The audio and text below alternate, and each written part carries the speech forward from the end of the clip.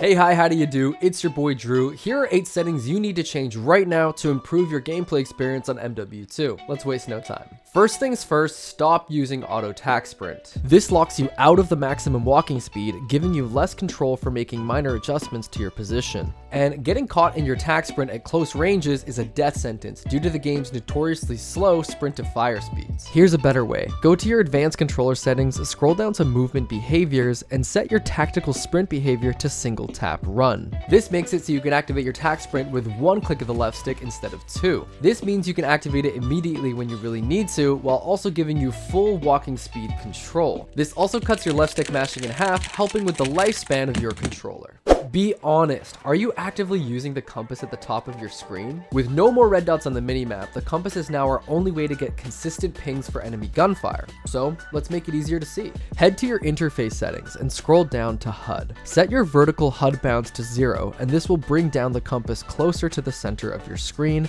making it easier to glance at while you're playing.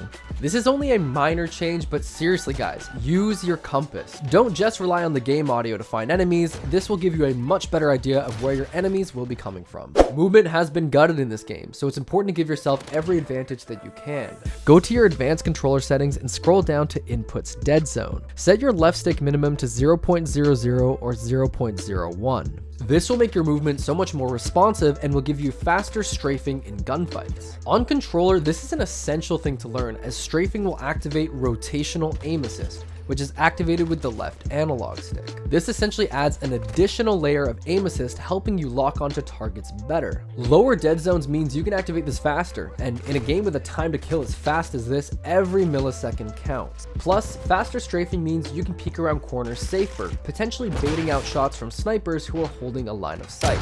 If you're having trouble finding a sensitivity that feels good for you, or just aren't feeling very accurate, try this technique used by FaZe Scope.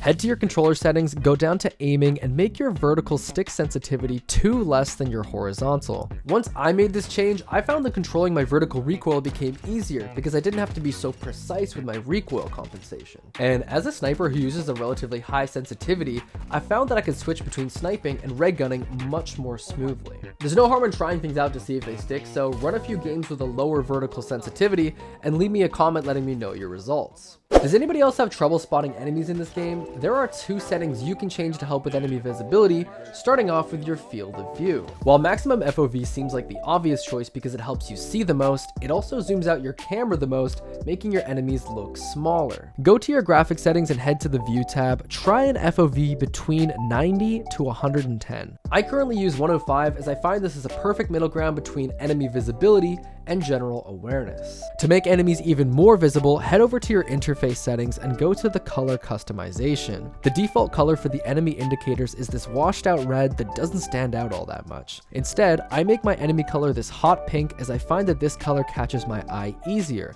You can really make this anything you want, so mess around with a few new colors, see what personally works best for you. Now this next setting is pretty well known, but just in case you missed it, everyone needs to be using the center dot setting for your crosshairs. Head over to your interface settings and you'll find this towards the bottom. This simply removes all of the unnecessary movement of the dot in the center of your crosshairs and keeps it centered at all times. You can also customize the size of the dot. I prefer default as anything bigger can obstruct your view at longer ranges. This helps you stay accurate when centering your aim and will benefit you regardless of what gun you decide to use, so make sure this setting is on. This one is for the snipers out there, and this is the quality of life change you never knew you needed.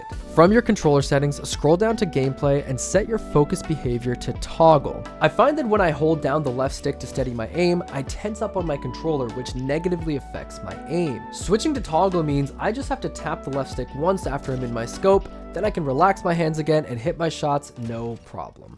And the final setting is use your quick settings. Okay, so this isn't technically a setting, but optimizing your quick settings will make your life so much easier on this game. Here's my setup. I got my master and voice chat volume as well as my voice chat channel, so I can easily dictate who I speak to and how loud they will be. Just watch as a vibing Drew can seamlessly cut himself off from the scary world of search and destroy game chat in a matter of seconds. Next, I have my microphone mode, so I can easily switch from push to talk to open mic for when I need to speak to my filthy console friends. And finally, I have my interact behavior for switching between multiplayer and Warzone. After I realize I'm on the wrong setting, look at how I'm able to find a corner, head to my quick settings, and change my interact behavior just in time to miss this shot on a guy who wasn't looking at me. Gave me just enough time to miss a few more shots before securing one of the most free kills I will ever receive. Those are 8 settings everyone needs to be using on MW2. Leave me a comment letting me know which setting you found to be the most helpful. If you guys made it to the end, let me know by leaving a like on this video. And recent studies have shown that Drewdulph subscribers are smarter, happier, and have larger genitalia than the average viewer, so do with that information what you will. That's so stupid. I know this video took way too long to come out. I'm not gonna sit here and make excuses. I'm just gonna start working on the next one. Remember guys, ask for help, support each other, and I'll see you in the next one. That's it for me. I'm out. Peace.